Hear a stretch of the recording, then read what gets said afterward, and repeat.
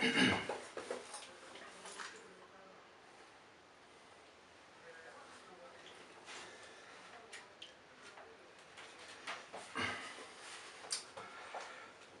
dels ritus de la fecunditat adreçat a propiciar la resurrecció del món vegetal tenia lloc coincidint amb la data del solstici d'hivern. Hom colpejava una soca per tal de despertar les forces que hi dormien, o adornava el brancatge d'un arbre com a anunci i premonició de la florida primaveral.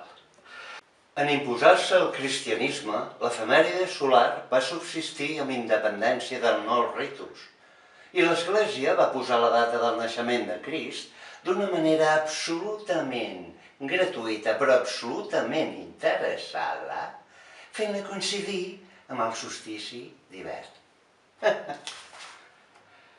Avui els nostres infants continuen amollant cops de garrot al tió per tal d'aconseguir una fecunditat immediata que es tradueix en tota mena de llaminadures o vesteixen els arbres de Nadal amb els obsequis que tots els membres de la família hauran de bescanviar-se.